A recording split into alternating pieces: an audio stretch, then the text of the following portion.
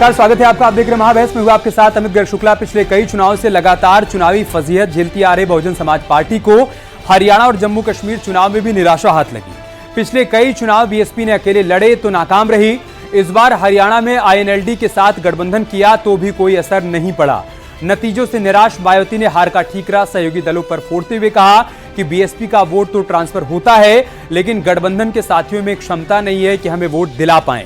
अब मायावती ने अकेले ही चुनावी लड़ाई लड़ने और दलित सियासत पर फोकस करने का ऐलान कर दिया है। उधर एसपी सांसद अफजाल अंसारी ने भी फूलन फॉर्मूला चला तो बीजेपी ने करारा पलटवार कर दिया। अब सवाल यह है कि वोट वाला चक्कर बीएसपी अकेले दे पाएगी टक्कर, और हार नहीं स्वीकार, वोटर्स कैसे जिम्मेदार। दलित वोट के लिए अफजाल का फूलन फॉर्मूला, इन्हीं सवालों के साथ आज महाबहस में चर्चा को आगे बढ़ाएंगे। लेकिन पहले आप एक रिपोर्ट देंगे।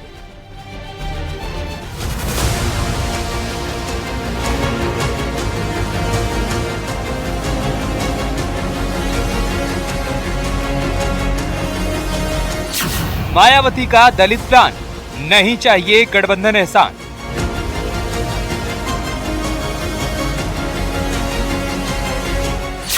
वोट वाला चक्कर, अब बीएसपी अकेले देगी टक्कर। लोकतंत्र को मजबूत करने के लिए जातिवादी गठजोड़, क्षेत्रवादी गठजोड़, परिवारवादी संस्कार, ये राजनीति से दूर होने चाहिए। राजनीति में विकास की बातें होनी चाहिए। दलित वोट पर अखिलेश के अफजाल का फूलन फॉर्मूला।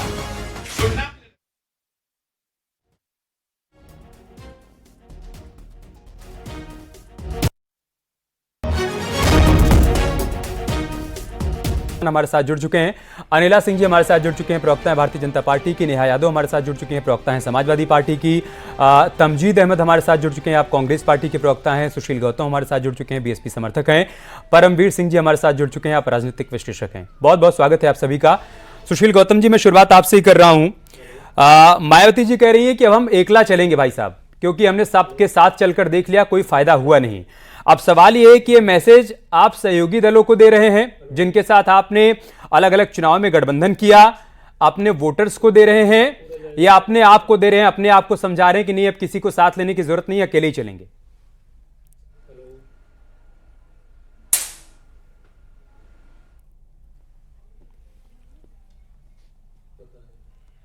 सुशील जी, आवाज मिल पा रही है आपको?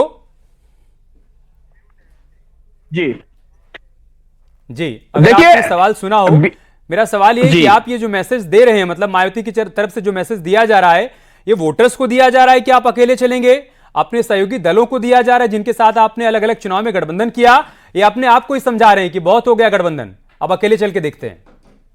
देखिए, ये अपने आप को समझाने के लिए नहीं है, और बीएसपी पूर्व में ही जब से बनी है पार्टी, 2-3 बार ही ये अलायंस में चुनाव लड़ी है। प्री पोल जो इलेक्शन होता है वो 2-3 बार ही हुआ है, और पोस्ट पोल तो गठबंधन बीएसपी करती रही है। लेकिन हरियाणा के चुनाव भी अभी देखा है आपने, रिजल्ट भी देखा है, वहां के रिजल्ट भी बीएसपी के सामने हैं कि किस तरीके से दलित वोट बैंक तो ट्रांसफर हो जाता है, बीएसपी का जो कोर वोट बैंक है वो तो ट्रांसफर हो जाता है, लेकिन जो जिस पार्टियों के साथ गठबंधन किया जाता है, जो उनका कोर वोट बैंक है, वो बीएसपी के साथ ट्रांसफर नहीं होता है। और ये देखिए, ये समाजवादी जैसी पार्टी नहीं है। जो अखिलेश यादव जी जब से राजनीति में आए हैं, आज तक एक भी चुनाव बिना गठबंधन के नहीं लड़े हैं। तो ये सभा पर मत जाइए सुशील जी, अभी सभा पर मत जाइए, मैं आपसे समझना चाहता हूं। आपकी दलील मुझे आसानी से डाइजेस्ट हो जाती अगर 2022 के विधानसभा चुनाव में आपने अकेले लड़कर कुछ सीटें हासिल कर ली होती, अगर 2024 के लोकसभा चुनाव में उत्तर प्रदेश में अकेले लड़के आपने कुछ सीटें हासिल कर ली होती, तो आपकी दलीलें डाइजेस्ट हो जाती। आपका वोटर तब भी तो आपके साथ नहीं आ रहा जब आप अकेले लड़ रहे हैं। देखिए, चीजें बदलती है, राजनीति में कोई भी स्थायित्व तो नहीं होता है, चीजें बदलती रहती हैं। लेकिन बीएसपी में अब दोबारा से आकाश आनंद जी के आने से और चीजें परिवर्तित हुई हैं, नई तरीके से सोचा जा रहा है। और जिस विचारधारा पर बीएसपी पहले थी, एससी एसटी ओबीसी माइनॉरिटी को लेकर साथ लेकर उसी फार्मूले पर आगे लेकर चलने की विचारधारा से वो जोड़ने की कोशिश अब बीएसपी दोबारा से घर घर जाकर, गांव गांव जाकर, अभी आपने शायद बीएसपी के जो वर्कर हैं वो कहां कहां तक घरों में जा रहे हैं और किस समाज को दोबारा से जोड़ने की कोशिश की जा रही है, तो उन लोगों को फिर से जोड़ा जा रहा है, काशीराम जी की विचारधारा से जोड़ा जा रहा है। तो ये जो आप जोड़ आंदोलन रहे हैं, है वो ये जोड़ रहे हैं, पार्टी जोड़ रहे नहीं हैं, है ये तो सर, मैटर ये करता है। आंदोलन है। नेहा जी, सुशील गौतम जी का यह कहना है कि देखिए अब बहुत गठबंधन हो गया, गठबंधन नहीं करेंगे, बहुत ठग लिया गया हमको, अब दूध का जला छाछ भी फूक फूक कर पिएगा। देखिए अमित जी, बहन जी की पार्टी की हालत ये है कि अंगूर मिले नहीं तो अंगूर खट्टे हैं। यही उत्तर प्रदेश में 2019 के चुनाव में समाजवादी पार्टी और बसपा का गठबंधन था। समाजवादी पार्टी का पूरा वोट बैंक जो था वो बसपा के कैंडिडेट के प्रति ट्रांसफर हुआ और बसपा 0 से 10 पे आ गई। आज अकेले लड़े हरियाणा में 0 पे आ गए, वहाँ क्यों नहीं लेकर के? बहन जी असल में अपने मिशन से भटक गई हैं। पूरी की पूरी बसपा पार्टी अपने मिशन से भटक चुकी है। आज जो बहन जी के साथ नेता थे, तमाम कार्यकर्ता थे, समाजवादी पार्टी के साथ जो बाबा जी का मिशन अधूरा था उसे पूरा करने के लिए आदरणीय अखिलेश यादव जी के नेतृत्व में संघर्ष कर रहा है, काम कर रहा है और जुड़ रहा है। हर वंचित वर्ग जिसकी आवाज़ आदरणीय अखिलेश जी उठा रहे हैं और आदरणीय अखिलेश जी के नेतृत्व में उत्तर प्रदेश में बहुजन समाज जो है वो हमारे साथ जुड़ चुका है। और क्योंकि अखिलेश जी उनकी आवाज़ लगातार उठाते रहे, ये भारतीय जनता पार्टी की तरह बसपा की भी आदत हो गई है कि अपना किया ठीकरा दूसरे पर फोड़ने का। बहन जी से निवेदन है कि लगातार जिस तरह से भारतीय जनता पार्टी के लिए बैकफुट पे बैटिंग करती है वो करना बंद करें, क्योंकि ये वही भारतीय जनता पार्टी है जो लगातार उनका अपमान करती है। आपने पहले भी देखा होगा अपमान किया, अभी कुछ दिनों पहले इनके एक प्रवक्ता साथी ने भी अपमान किया, लेकिन फिर भी हमारे साथी इससे सीख नहीं लेते हैं। तो बहन जी को अपना ठीकरा दूसरे पे नहीं फोड़ना चाहिए।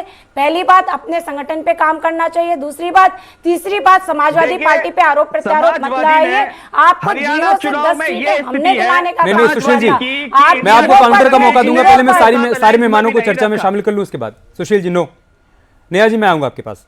अनिला जी, देखिए मायावती जी की दिक्कत ये हो गई है। ठीक है नेहा जी, आ गई आपकी बात, आ गई, मैं सबको शामिल कर लूं, उसके बाद मैं दोबारा आऊंगा आपके पास। मायावती जी की दिक्कत ये हो गई है कि वो किसी के साथ गठबंधन करें तो ये कह रही है कि उनका वोटर हमारी तरफ नहीं आता, मतलब हमारा वोटर तो ट्रांसफर हो जाता है लेकिन गठबंधन दल का वोटर हमारी तरफ नहीं आता।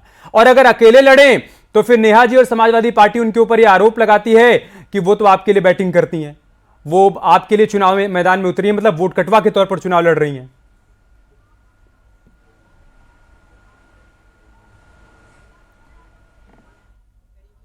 का वोट ट्रांसफर होता है। अगर हम अभी हरियाणा का रिजल्ट देखते हैं तो बीएसपी को 1.82% वोट मिला, ठीक है। और जिस पार्टी के साथ अलायंस था इनका आईएनएलडी के पास, उनके पास तो दलित वोटर ट्रांसफर हुआ ही नहीं।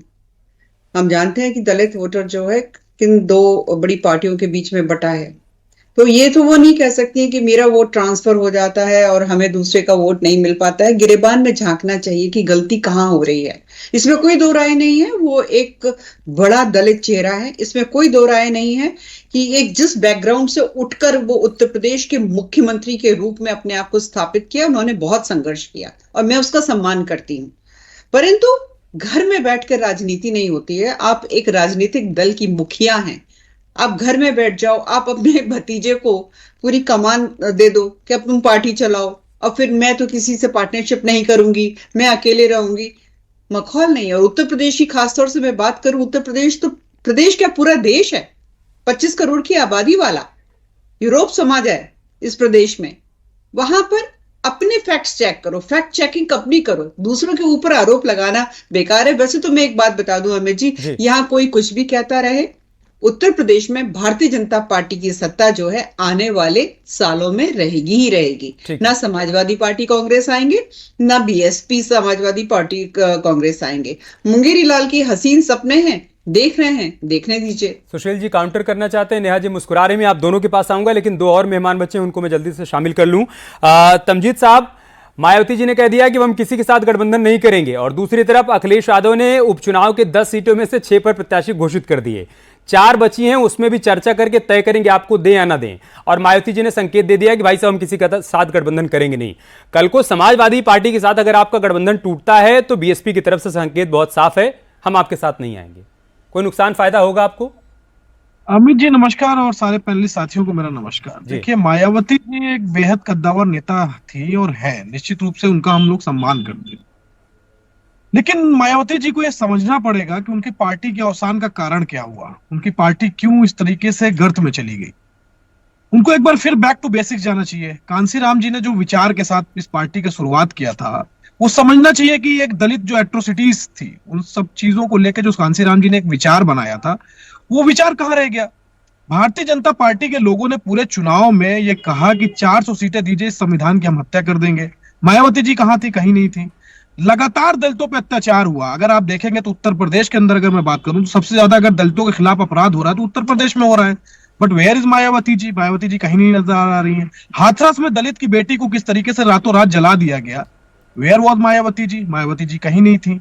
तो जितने मामले हो रहे हैं, आरक्षण पे आप देख रहे हैं लगातार भारतीय जनता पार्टी हमला कर रही, सरकारी नौकरियां खत्म हो रही हैं, दलितों को नौकरियां मिलना बंद हो गई, ओबीसी को नौकरी मिलनी बंद हो गई।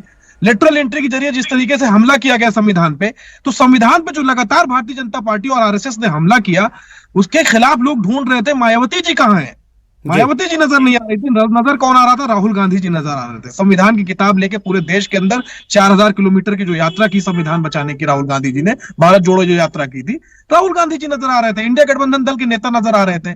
तो ये वजह है मायावती जी का अवसान होने की। वो गठबंधन किसी से करें ना करें, वो क्या करें, वो एक अलग विषय बन चुका है। मायावती जी कुल मिला के राजनीति की जो पिच है उससे पूरी तरीके से। मैं परमवीर जी को भी चर्चा में शामिल कर लूं। परमवीर जी, मैं जो आंकड़े देख रहा था बीएसपी का वोट शेयर उत्तर प्रदेश में, चाहे हम 2024 लोकसभा चुनाव की बात करें, 2022 विधानसभा चुनाव की बात करें, लगातार वो घटा है। 2019 में उसका वोट शेयर 20% के आसपास था, लेकिन 2024 के लोकसभा चुनाव में वो 9% के आसपास आ गया। मतलब यह कि 11% का लॉस हुआ। ऐसे ही विधानसभा चुनाव में मतलब 2022 में 12% के आसपास आ गया, जो कि 2017 में 20% के आसपास था। मतलब मायावती अकेले चल रही है, तब भी उनका वोट शेयर घट रहा है। अब सवाल यह खड़ा हो रहा है कि भटक बीएसपी गई है या भटक उसके वोटर गए हैं? अमित जी, वास्तव में देखिए, जो कहा जाता है कि दलित वोटर है, ये किसी की बपैती नहीं है। आप देखिए, ये किसी के एक लोगों के पीछे चलने वाला नहीं है। अभी बात करी जा रही थी राहुल गांधी जी के बारे में, बहुत बड़ी बड़ी बातें करी जा रही है कि संविधान की किताब लेकर घूम रहे हैं, बात बता रहे हैं। जम्मू कश्मीर के अंदर चुनाव लड़ते हैं राहुल गांधी जी, वो नेशनल कॉन्फ्रेंस को सपोर्ट करते हैं। नेशनल कॉन्फ्रेंस बात करती है कि हम लोग धारा 370 दोबारा रिस्टोर कर देंगे। कर पाएंगे नहीं कर पाएंगे वो बात की बात है, लेकिन अगर धारा 370 रिस्टोर होती है तो SC/ST का जो रिजर्वेशन है जम्मू कश्मीर के अंदर वो खत्म हो जाएगा। तो यानी कि राहुल गांधी जी उसको सपोर्ट कर रहे हैं, यानी कि कांग्रेस पार्टी उसको सपोर्ट कर रही है। तो यहाँ पर मायावती जी को अब राहुल गांधी जी से कंपेयर करना तो मुझे समझ में नहीं आता ये विरोधाभास क्यों है। और रही मायावती जी की बात, देखिए यूपी के अंदर अगर दलित केवल वोट बैंक नहीं मानना चाहिए था, ये हमारे जैसे आपके जैसे लोग हैं। आपने कभी सुना है कि मुस्लिम्स के अंदर भी बहुत सारी जाति होती हैं? कभी नहीं सुना होगा आपने, ना कोई बोलेगा, ना मुस्लिम्स की कोई भाषा होती है, ये कोई नहीं बोलेगा। लेकिन यहाँ पर हो क्या रहा है कि आज ये कास्ट फैक्टर को बहुत उजागर करके हमें बताया जा रहा है कि हिंदूज में बहुत सारी कास्ट है, लेकिन बाकी सब जगह अच्छा चल रहा है। ठीक है सब, लेकिन प्रॉब्लम क्या है यहाँ पर कि जो पिछड़ापन है, वो पिछड़ापन irrespective of caste, irrespective of culture, irrespective of language है। भाषा का भी वो नहीं देखता है। अगर हम देखें हरियाणा के अंदर चुनाव हुआ है अभी, और वहां पर जो सो कॉल्ड दलित वोट, मैं कहता हूं ये हिंदू वोट ही है सारे, ये जो बटे हैं कांग्रेस में या बीजेपी में या अन्य पार्टियों में, ये क्यों बटे? क्योंकि जिसने उनसे वादा किया कि हम आपके लिए अच्छा काम करने वाले हैं, उन्होंने उनकी तरफ वोट दिया। जी ठीक है। अब मैं काउंटर ले लेता हूं। सुशील गौतम जी, आप सभी की बातों का काउंटर करना चाहते हैं, बताइए सुशील जी। देखिए, पहली बात तो जो बीजेपी का अहंकार है, उसने अपना रिजल्ट भी देखा होगा। पंजाब के लोकसभा चुनाव में 0 पे रही, और ऐसे कई स्टेट हैं जहां 0 पे रही। और कांग्रेस भी यहां उत्तर प्रदेश के अंदर, जिस तरीके से कांग्रेस के साथी बता रहे थे कि राहुल गांधी जी संविधान लेकर चले और संविधान की रक्षा का ठेका उनके देश ने उनके ऊपर ही डाल दिया था। तो मैं बता दूं, अभी क्रीमी लेयर का एक इशू आया और बहन जी ने सड़कों पर उतरकर, पूरी बीएसपी पार्टी ने अपने सड़कों पर उतरकर आंदोलन किया और भारत बंद किया। और क्रीमी लेयर के इशू पर यही लोग, यही इनके मुख्यमंत्री, दक्षिण में मुख्यमंत्री इनके उसी दिन उसका ढोल बजाकर और मिठाई खिलाकर सम्मान कर रहे थे। तो राहुल गांधी जी को अभी तक यही नहीं पता कि उन्हें ये संविधान का दिया हुआ अधिकार है कि इसमें SC/ST में आप ये कह रहे हैं कि बहन जी, आप ये कह रहे हैं कि बहन जी सड़कों पर नजर आ रही हैं और बीएसपी के कार्यकर्ता भी नजर आ रहे हैं, लेकिन शायद किसी को दिखाई नहीं दे रहे हैं। अनिला जी, मैं आपके पास आ रहा हूं। क्या बीएसपी के उत्तर प्रदेश में कमजोर हो जाने से या फिर पूरे देश में कमजोर हो जाने से अखिलेश यादव जिस पीडीएफ फॉर्मूले को लेकर आगे बढ़ रहे हैं, अगर वो कामयाब हो जाते हैं तो ये आपके लिए चिंता का विषय है या नहीं? आपको लग रहा है कि हरियाणा में आपकी तरफ आए हैं उनके वोटर? देखिए, मैं ये कहूंगी कि आज का जो वोटर है ना, वो जागृत वोटर है, और इसमें बहुत बड़ा कंट्रीब्यूशन मैं कहूंगी कि जो सोशल मीडिया है, जो इलेक्ट्रॉनिक मीडिया है, अब ये नहीं है कि कोई अछूता नहीं रह पा रहा है कि क्या हो रहा है और क्या नहीं हो रहा है। एक जो क्लासिकल जो राजनीति चला करती थी ना, कि जैसे कि अभी मेरे को पैनलिस्ट कह भी रहे थे कि भाई मुस्लिम एक मुश्त आ जाए, हिंदुओं को डिवाइड कर दो, ठीक है, उनको दलित बना दो, ओबीसी बना दो, सवर्ण बना दो, और उसमें फर्दर डिवीजन और कास्ट की कर दो, तो इनको डिवाइडेड रखो, और हम तो यादव फेस हैं, यादव सारे हमको वोट दें, हम दलित फेस हैं, सारे दलित हमको वोट दें। मेरे ख्याल से जो पीछे हमने चुनाव देखे हैं, उन्होंने इस चीज को अब झुटला दिया है। और भारतीय जनता पार्टी एक ऐसा राजनीतिक दल है जो ये बात करता है कि भाई ठीक है, इक्वालिटी फॉर ऑल, ये नहीं, अपीजमेंट नहीं, तुष्टिकरण नहीं, कि आपको एक मुश्त वोट चाहिए, इतने ये हो जाएंगे, इतने ये जाति वाले हमारे साथ हो जाएंगे, गुणा भाग लगाया और हम सत्ता में आ जाएंगे और फिर 5 वर्ष कुछ नहीं करेंगे। ये नहीं होने वाला है जी। अगर सत्ता में आना है तो आपके लिए सारे नागरिक बराबर हैं, सारे नागरिक बराबर हैं, तो वो चाहे किसी भी धर्म, किसी भी जाति से आते हो। ऐसा क्यों होता है कि हर कदम जो उठाया जाता है इनके द्वारा, वो तुष्टिकरण के लिए एक धर्म विशेष को बहुत ज्यादा अपील किया जाता है, और उसी की लड़ाई बीएसपी और समाजवादी पार्टी में है सबसे ज्यादा, कि उस धर्म के वोट हमको ज्यादा मिल जाए, उस धर्म के वोट हमको ज्यादा मिल जाए, ये लड़ाई है। और बीजेपी अपने रास्ते पे चल रही है, ये दोनों आपस में लड़कर खुद ही समाप्त हो जाएंगे। ठीक है, मुझे इसमें कोई संशय नहीं है। अनिला जी का यह कहना है कि हम सबका साथ, सबका विकास, सबके विश्वास पर भरोसा रखते हैं, और आपके पीडीए की काट है कि बटोगे तो कटोगे। मतलब जो बात मुख्यमंत्री योगी आदित्यनाथ की तरफ से कही जा रही है, और अभी तो प्रधानमंत्री मोदी ने भी दोहरा दिया इस बात को कि बटोगे तो बांटने वाले महफिल लूटेंगे। मतलब वो सबको कह रहे हैं कि आओ सब लोग एकजुट हो जाओ। फिर आपके पीडीए का क्या? देखिए अमित जी, ये इस देश का दुर्भाग्य है कि भारतीय जनता पार्टी सदैव ध्रुवीकरण और तुष्टीकरण की राजनीति करती आई है। इस देश की जनता और उत्तर प्रदेश की जनता लगातार देख रही है।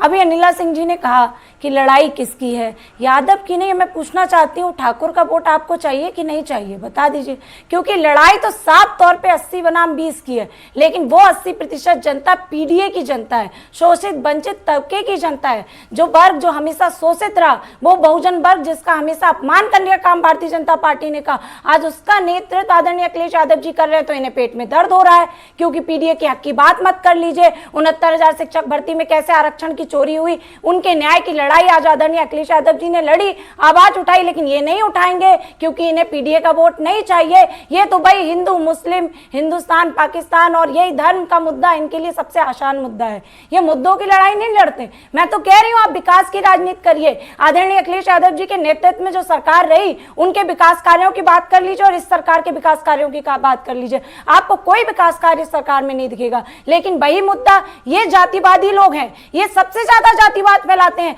आप उठा के देख लीजिए, पूरे उत्तर प्रदेश के इंस्पेक्टर जितने भी थाने पे पोस्टेड हैं, जिनको एसएचओ का चार्ज मिला है, वो किस जाति विशेष के हैं, जितने अधिकारी हैं वो किस जाति विशेष के हैं, जितने प्रोफेसर हैं वो किस जाति विशेष के हैं, जितने वाइस चांसलर हैं वो किस जाति विशेष के हैं, जितने आयोगों में आपने सदस्य और अध्यक्ष बनाए हैं वो किस जाति विशेष के हैं। तो आपको पता लग जाएगा कि मुख्यमंत्री जी के सजाती हैं। लेकिन फर्क इतना है इनमें कि इन्हें सिर्फ और सिर्फ मुख्यमंत्री के सजातियों को स्थान देना, लेकिन पीडीए को नहीं देना। पीडीए को स्टूल देना है, जैसे कि केशव प्रसाद मौर्य जी को लगातार स्टूल समय समय पर थमाते रहते हैं, वही वाला स्टूल देने। लेकिन पीडीए की जनता अब बहुत जागरूक हो गई है। अभी लोकसभा के चुनाव में आपको सबक सिखाया है, और आने वाले 2027 के चुनाव में आपकी पार्टी के सभी प्रत्याशियों की जमानत जब्त हो जाएगी। आज लिख के ले लीजिए बड़ी बहन, ये हमारी बड़ी बहन बैठी है, इनको लिख कर ले लीजिए आप कि आपके प्रत्याशियों की जमानत जब्त होगी आने वाले चुनाव में। आप देखते रहिए, यही काउंटर करना चाहते हैं, 10 सेकंड में अपनी बात आपको तोड़ेगा। इसी घमंड से आपने जनता को गुमराह किया। अब इस देश समय का थोड़ा अभाव है, की जनता समझ थोड़ा सबका आपको सबक सिखाएगी आने वाले 2027 के चुनाव में।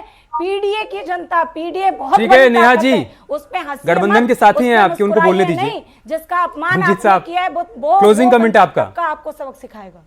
देखिए, बहुत अच्छी बातें कर रही थी अनिला जी, मुझे अच्छा लगा इनकी बातों से सुन के। काश से भारतीय जनता पार्टी ऐसा कर रही होती, इक्वलिटी की बात कर रही थी और बांटने की बात कर रही थी। कौन बांट रहा है? 90% लोगों का देश की सबसे टॉप बॉडी की जो ब्यूरोक्रेसी है उसमें कोई हक और अधिकार नहीं है। 5% लोग भी नहीं है SC ST OBC की। देश के 500 उद्योगपतियों में एक SC ST OBC नहीं है। देश के मीडिया संस्थानों में आपको SC ST OBC ढूंढने से नहीं मिलेगा। क्या बात कर रही है उर्मिला सिंह जी, आप इक्वलिटी की बात कर रही हैं और जात पात की बात कर रही हैं। देश में पहली बार ऐसा हुआ, 10 सेकंड बात खत्म कर रहा हूं, कि भारत के प्रधानमंत्री ने बताया कि मैं ओबीसी हूं, राष्ट्रपति को बताया कि SC ST की है, सारे मंत्रियों की जात इन्होंने लिख के दे दी। और ये क्या बात कर रही है कि इक्वलिटी की बात कर रही है यहाँ पे बैठ के। डिस्क्रिमिनेशन का जो हाईएस्ट लेवल, तो जाति जाति ही कर रहे हैं ना तमजीत साहब। परमवीर जी, क्लोजिंग कमेंट आपका 10 सेकंड में। क्या जो जाति जाति विपक्ष की तरफ से की जा रही है उसके काट के तौर पर आप देख पा रहे हैं स्ट्रेटजी काम कर गई बीजेपी की कि बटोगे तो कटोगे, या अगर बटोगे तो बांटने वाले महफिल लूटेंगे? अमित जी, अभी आपने देखा होगा इजराइल और हमास का युद्ध चल रहा है। वहां पर हमास के जो कमांडर इन चीफ थे या जो भी थे, मैं नाम नहीं जानता हूँ, अभी मेरे को याद नहीं आ रहा है, उनकी मृत्यु हो जाती है। तो उनके लिए यहाँ पर पूरे भारत वर्ष में, लखनऊ में भी, मुंबई में भी तमाम तरीके से वहां पर एकजुट होकर मैसेज दिया गया कि भाई हम उनके साथ रिलेटेड है। लेकिन यहाँ पर हमको क्या करना है कि देश में, भारत में, कि यादव है, ये ठाकुर है, ये यादव है, ये SC है, ये ST है, तो यहाँ पर बांटना है। ये प्रॉब्लम क्या है यहाँ पर है कि एक सियासत को बंटवारा सूट करता है, सियासत को बंटवारा सूट करता है, सियासत को जाति सूट करती है, और यही वजह है कि कहा जाता है कि जाति है कि जाति नहीं। बहुत बहुत शुक्रिया आप सभी का हमारे साथ जुड़ने के लिए, इस चर्चा का हिस्सा बनने के लिए। महाबहस में फिलहाल इतना ही, खबर जारी है, अब बने हमारे साथ।